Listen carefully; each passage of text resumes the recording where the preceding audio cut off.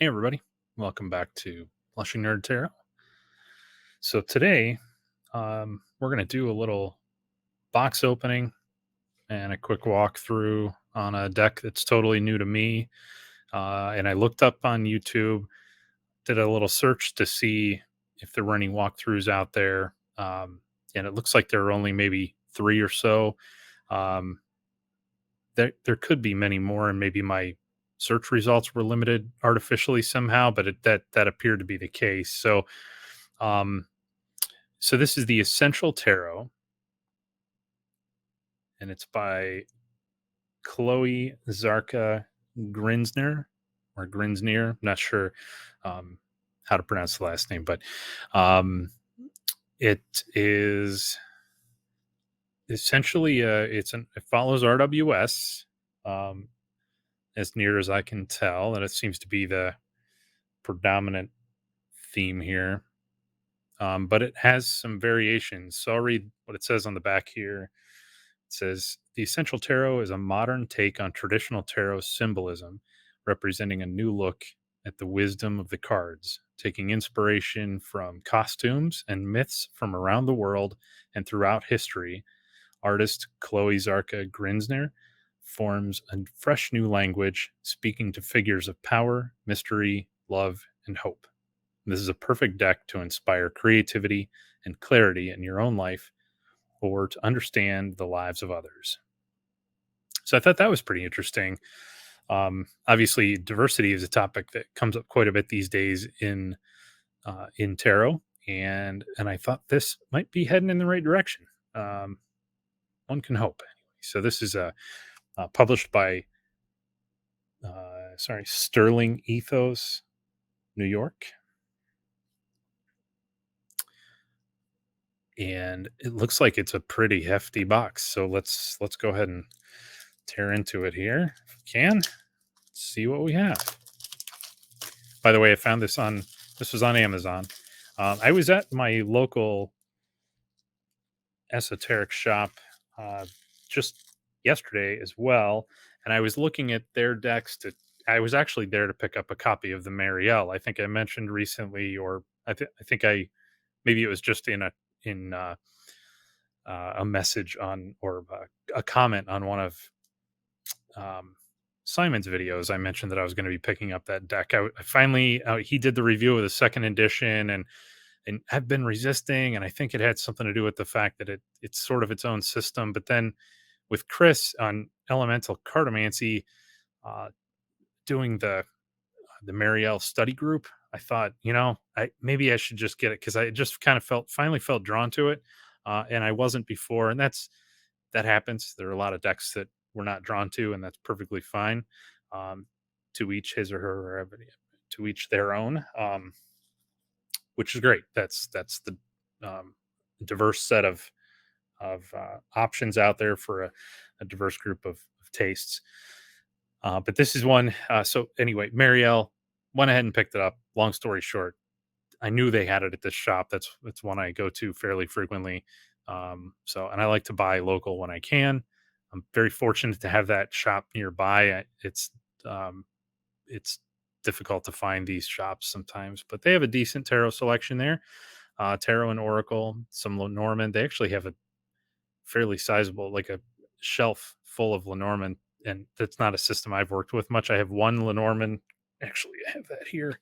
I have the Bluebird, which is a fun deck, but I don't know. I still haven't worked with it a lot. I've flipped through it a lot. Um, I've read a little bit about it, but anyway, as usual, I digress. We're here to talk about this, so I will link it in the description below, so you can go take a look at it for yourself. For now, I'll go ahead and take this banner away so that we're able to see the cards a little better. So this has one of these top slide boxes. Look at that. That's a fun presentation. I really like that. It looks like it's, yeah, same front and back. Nice color on the bottom there. But this is a hefty box. I mean, that might as well be wood. Beautiful inside too. Not that you'd see that very much, but So there's our deck. That is a sizable deck. That is what they might call chunky, which is not something I'm going to argue with. I have big hands. Don't mind a larger size like that. It's fine. My paper wrap just fell off. That's fine too. That means it was loose fitting, and I've had enough decks that were damaged by uh, an overly tight wrap that I'm okay to see one come in like that. Now, what I'm doing is looking around for a comparison card. I'm surrounded by decks here, but let's see if we can find one that will be meaningful to all of you.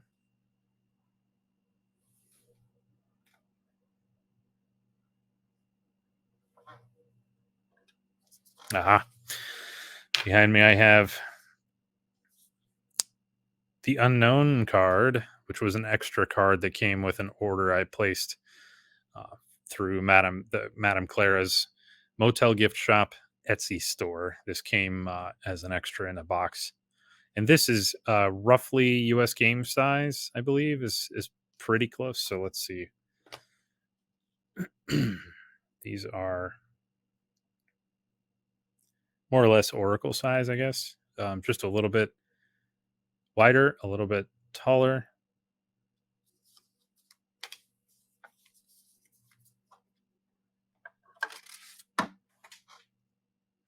So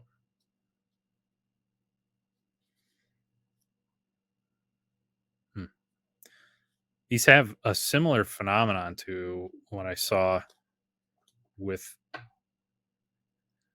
the Wild Unknown.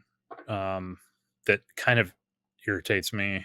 Let's see if I can kind of get the light to catch. You can see how at the bottom of the card, so down here on this bottom edge, see how it's catching the light?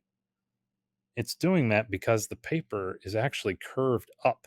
So what it looks like is happening is that a die the size of the card punches these to cut them, and it seems like the whatever is supporting the card from underneath is not quite big enough, or the blade isn't sharp enough, and when it pushes it actually ends up bending and curling the edge of the paper, which can be a little irritating.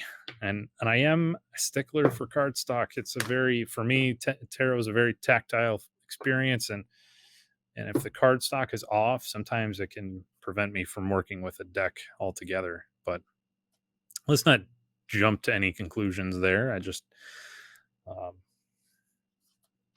take a quick look at the book. So this was published in 2021, and the number line tells me that this is a first edition.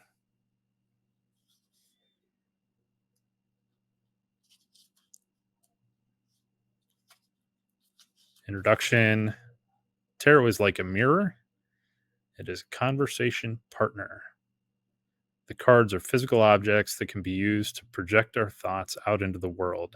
This makes them an amazing tool for guidance and introspection. Though tarot is often used for divination, you can also use your deck to reflect on yourself and your life. I like to imagine my cards giving me advice.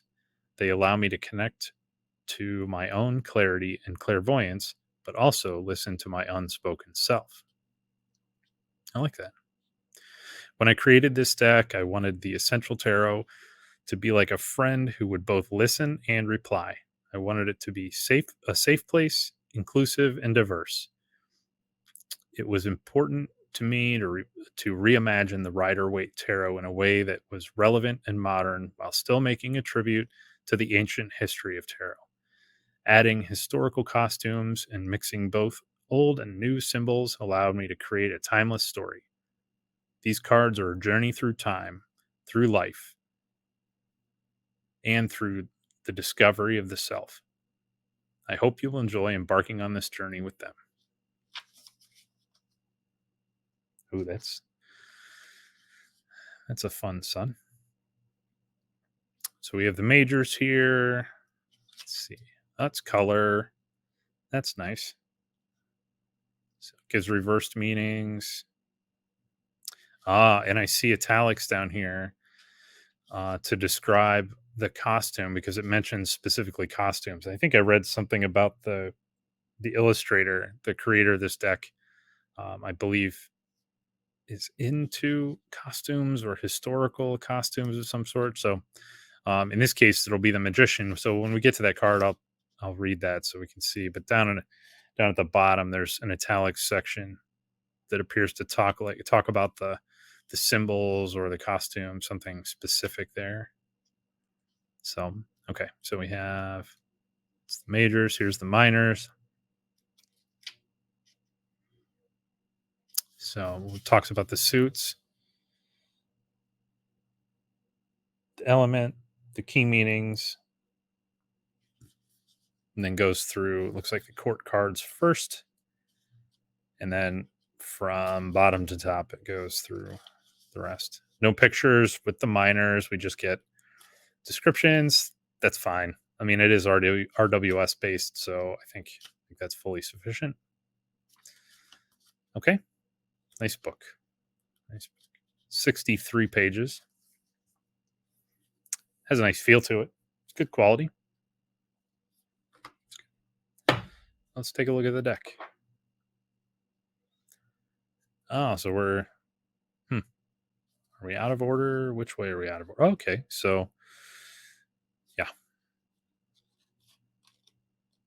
Hmm. Well, that's weird. Well, y'all saw me open this, but got some strange ordering going on here. So I think I'll just slip that magician in where it's supposed to go. And then if I turn the deck over, it looks like it's going to allow us to do a flip through that way. And bear with me just a moment here. I'm going to move the camera down a little bit. I haven't done that with this setup, so we'll see how it works. Oh, it's not too bad, I guess. Slide my crystal. I believe this is lepidolite, which is also known as the grandmother stone. In its raw form like this, I understand it contains lithium, so it's something that shouldn't be handled for long periods of time. But I also have a large lepidolite sphere that I just love. I love that stone. I think it's pretty incredible. Anyway, scoot that over so we have room to put the cards down here. But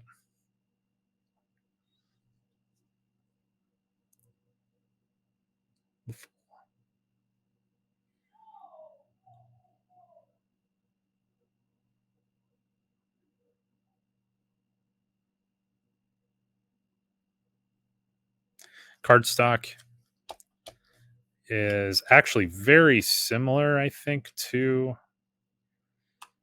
the Wild Unknown. It's and I was thinking about this the other day. I was trying to think of a way to classify that cardstock, and to me, it feels like the cardboard that's used in some packaging, and I believe they typically call them blister packs, where you would have like a clear plastic thing that would be attached here, so that whatever product you were buying would be on under a plastic bubble, sort of on the card and attached with adhesive. It's that sort of thing. So if you think about that in terms of a tarot card, not my favorite. Far from it, actually. It lacks a feeling of a robustness that'll handle lots of shuffling and things like that. Um, so a strike on it there, but that being said, I have been working with the Wild Unknown a little bit now since I got it, and I know I'm late to the game with that. I understand that, but but anyway, I've been working with that in an attempt to um, adjust to it and see if there's a way that I can work with it that um, maybe will kind of help me get over that, I guess. Um, And I actually was riffle shuffling yesterday, and just over and over and over again, because I just kind of a bonding exercise, or just I just fidget with cards.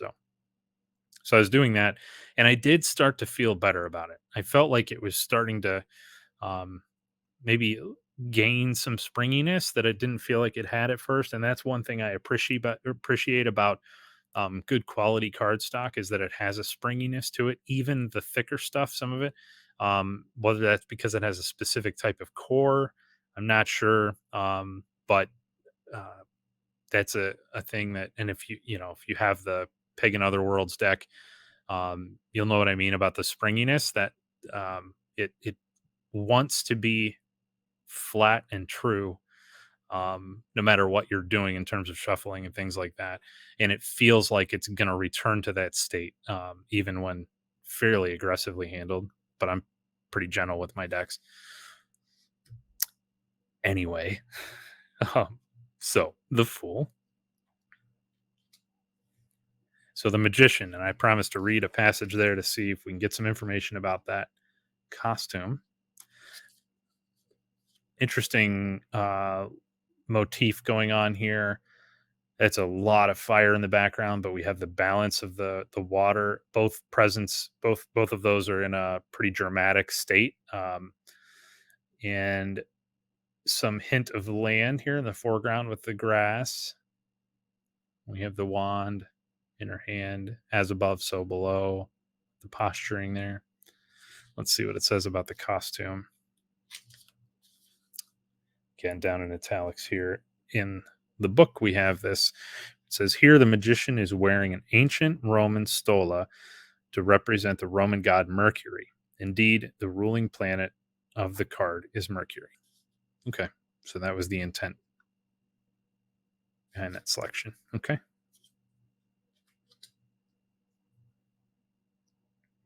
High Priestess holding a pomegranate. Fitting.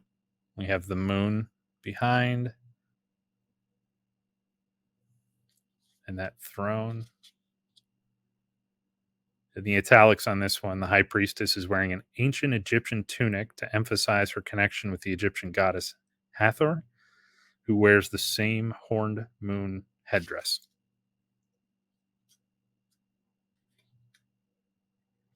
In the Empress, we have the crown of stars.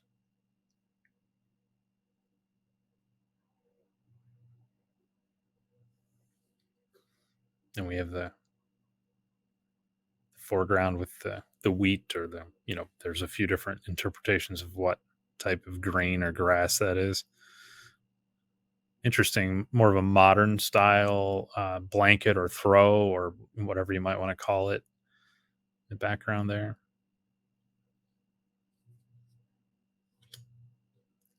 The Emperor.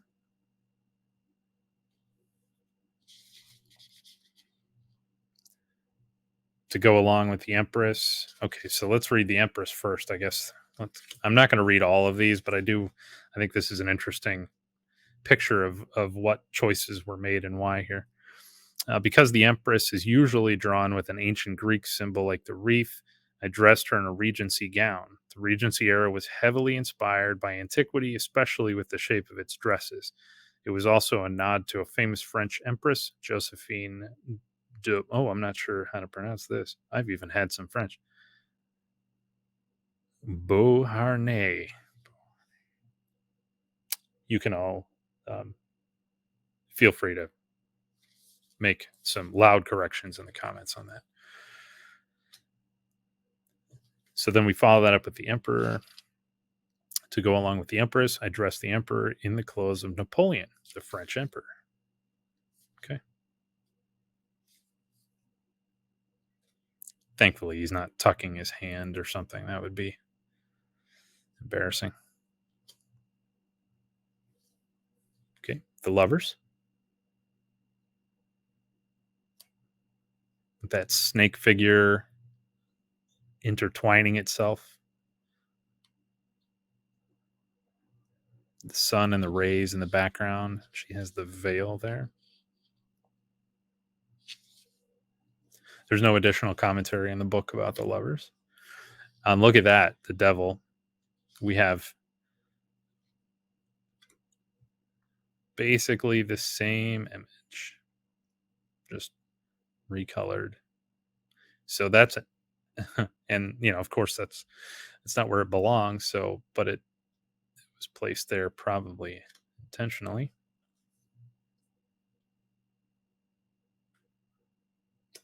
Wow, these are way out of order. You know what? I'm going to go with it. It's quite all right.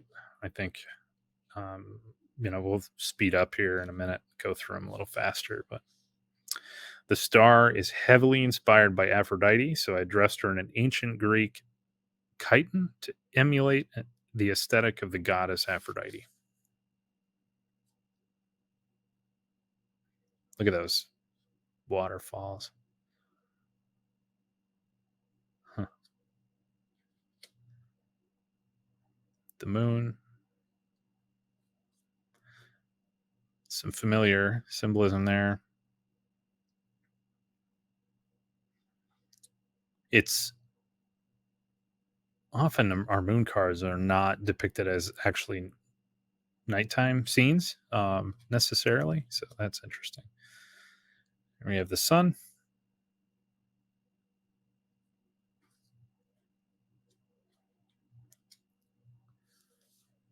The tower.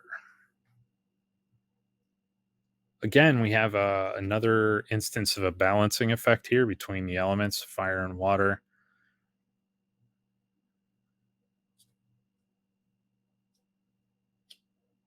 Justice.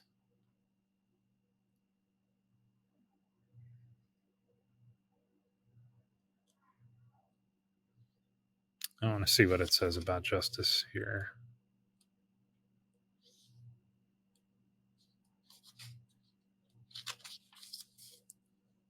Oh, no additional info in the book with the italics, just the regular descriptions on meaning.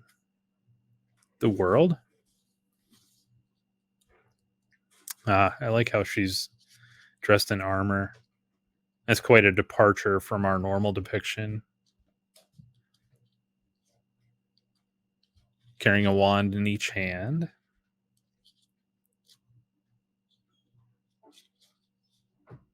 The world is a symbol of both femininity and masculinity, as well as victory, and that's why I drew a character heavily inspired by Joan of Arc. Usually, this symbol is surrounded by four figures, symbolizing the four suits of the minor arcana, but I used the four elements instead, which also symbolize the suits. So, yeah, we have air, water, fire, and earth. Okay. Strength.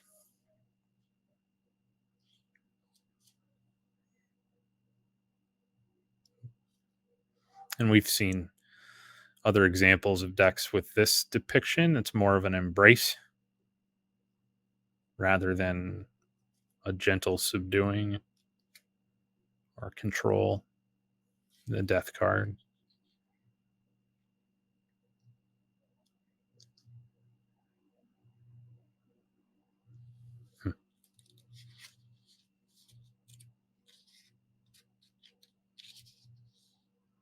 Death is wearing an early Victorian widow's attire. Because death and mourning were heavily ritualized in the Victorian era, it felt like a harmonious choice for this card. I added a sparrow to bring a sense of peace, but also because it is a bird commonly associated with death. Wheel. Temperance.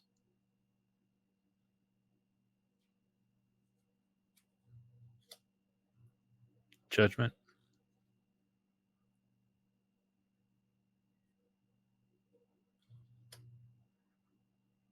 The I like this hermit card.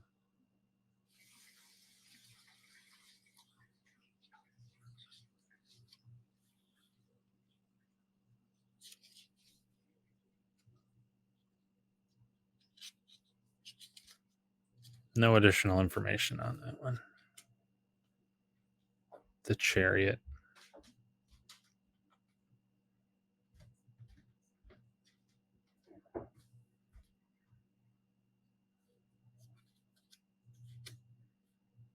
The Hanged Man.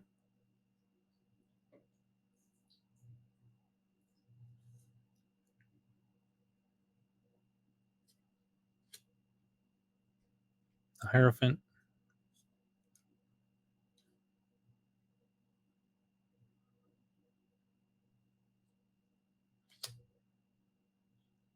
And we're into the minors.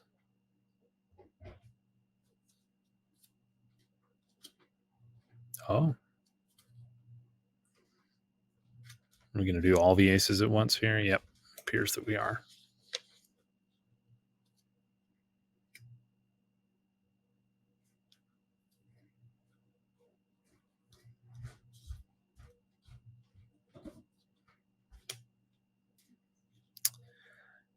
That's interesting. I saw that on the box, the way they do the numbers. So there's Roman numerals at the top, and then it just is of whatever suit down here. It was a little off-putting at first. Just looked like it was missing something, but it's not too bad. I guess fairly easy to tell what the count is. This is rather pippish so far.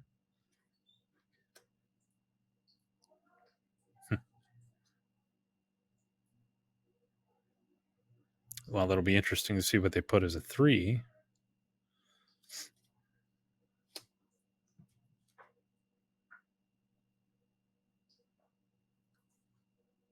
I do kind of like how we have the crescent moon inset in the sun for a 2 of wands.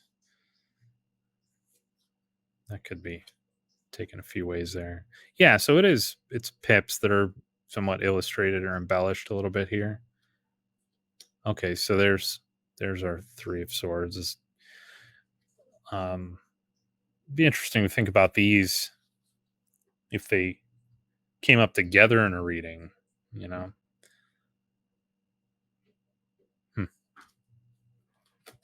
Anyway,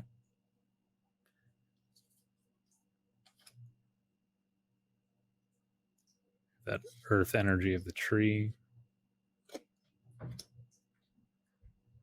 Oh, that's pretty neat.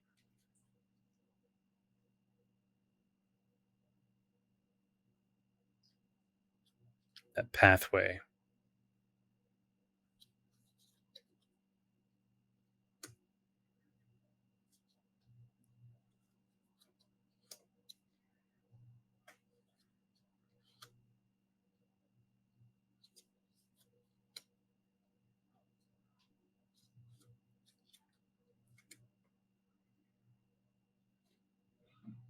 Here the cups are actually broken.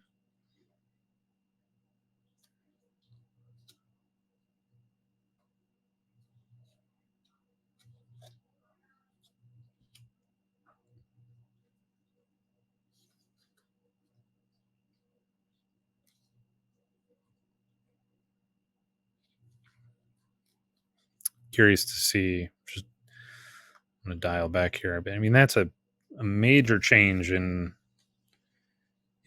the feel when we do that kind of depiction. So we go from almost a like woodsy Marseille version of a wand here to a spear. Very much a weapon.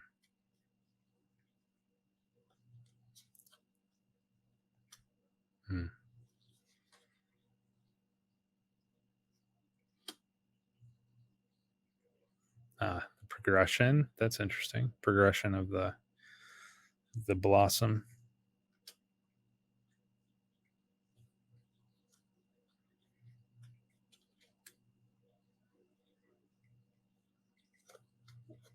Sticking with the spears now.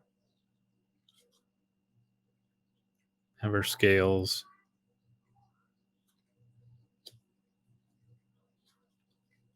Sort of a typical idea of the 7 of Cups.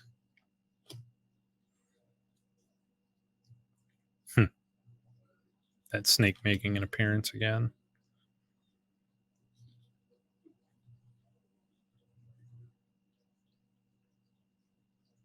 Not sure how I feel about the spears yet, but it's very basic Pentacles.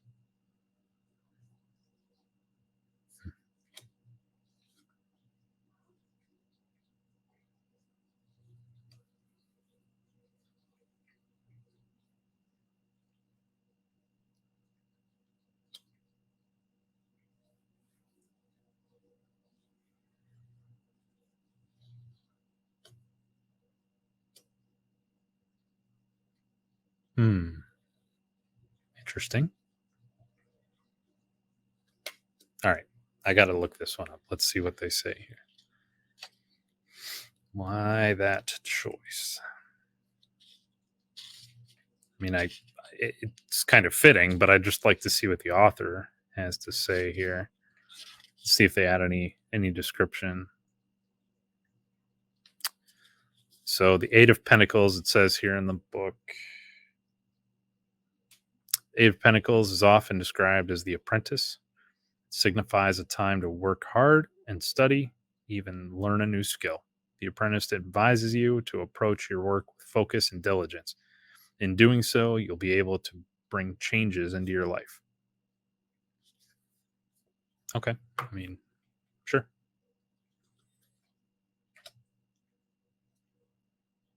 Nine of Cups.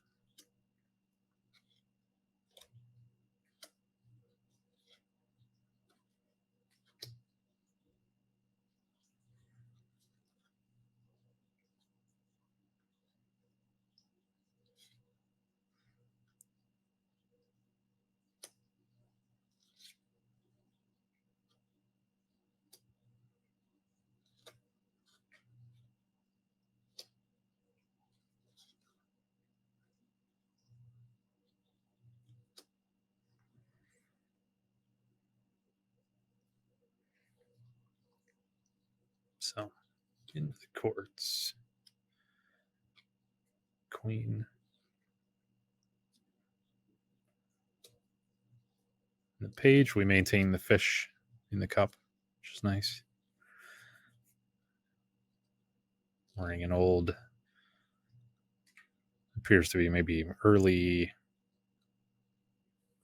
20th century naval themed costume there. Kind of sticking with that era, maybe the 1920s for the King of Cups.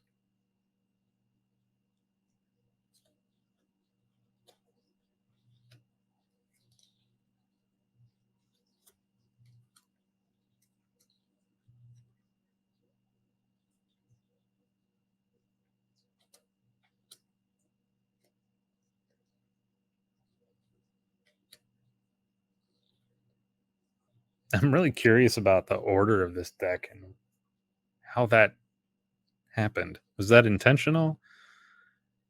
It's a little weird.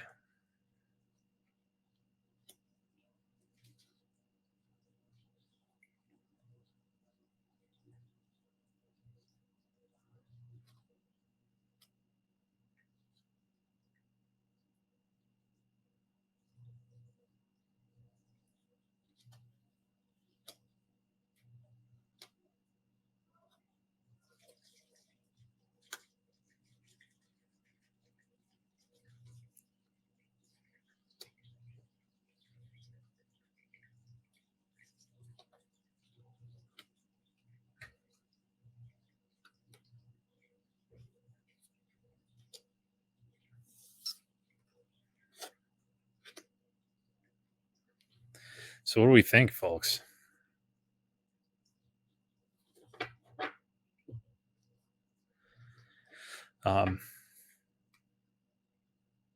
It does it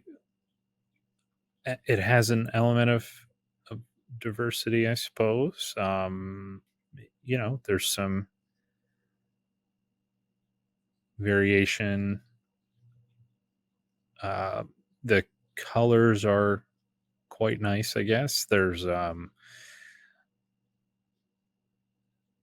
some interesting themes throughout that I think, spending a little bit more time going through the cards a little closer, maybe pick up on some subtleties here and there. But that's it. That's the Essential Tarot. It is, if that, you know, and that just that name does sort of imply that one of the goals maybe was to simplify, to get it to its base elements,